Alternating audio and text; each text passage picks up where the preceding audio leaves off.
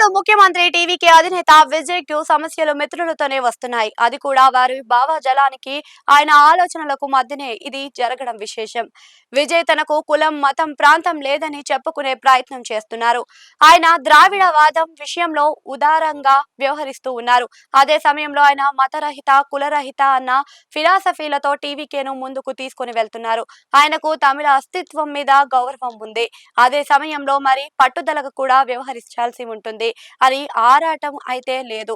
అందుకే ఆయన కొన్ని విషయాల్లో చూసి చూడనట్లుగా వ్యవహరిస్తున్నారు. తమిళనాడుకు ప్రత్యేక అస్తిత్వం, ప్రత్యేక గీతం ఇలా చాలా ప్రత్యేకతలు ఉండాలని ద్రావిడ పార్టీలు ఒక శాసనం చేసినా పాటిస్తూ వస్తున్నాయి.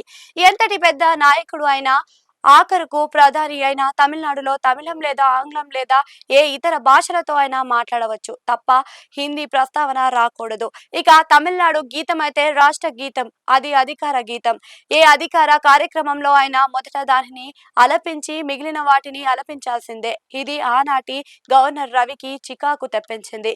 దేశం ముందు అని ఆయన బడ్జెట్ సెషన్ వేళ మొదట వందే మాత్రం ఆలపించాలని కోరేవారట. కానీ నాటి అధికార డిఎంకే మాత్రం తమిళ గీతాన్ని మొదట ఆలపించేది. దాంతో గవర్నర్ రవి బడ్జెట్ సెషన్ లో ప్రసంగించకుండానే 2 సార్లు వెనక్కి వెళ్లిపోయిన ఉదాంతాలు ఉన్నాయి. ఇవన్నీ పక్కన పెడితే విజయ్ ముఖ్యమంత్రిగా ప్రమాణం చేసినప్పుడు కూడా తమిళ గీతం విషయంలో మద్దతు పార్టీలు ఆయన ఉభయ వామపక్షాలు అలాగే వీసీకే నిరసన తెలియజేశాయి. ఆనాడు మొదట వందే మాత్రం, ఆ తర్వాత జనగణమన, మూడవదిగా తమిళ గీతాన్ని ఆలపించారు. అయితే దాని మీద టీవీకే మంత్రి అర్జున పొరపాటు ఎక్కడ జరిగిందో అధికారులను కనుక్కుంటాను అని మిత్రపక్షాలకు చెప్పి శాంతపరిచేశారు. అయితే తిరిగి గురువారం 23 మంది మంత్రులతో మంత్రివర్గ విస్తరణ చేపట్టారు.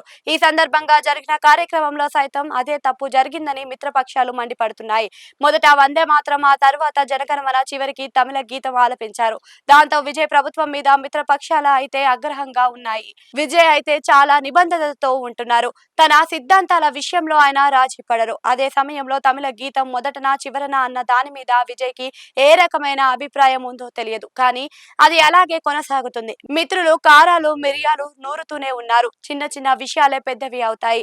మరి తమిళ గీతం విషయంలో విజయ్ ఏ విధంగా వ్యవహరిస్తారు అన్నది పూర్తి స్థాయి బడ్జెట్ సెషన్ సందర్భంగా ఇంకోసారి తేలనుంది.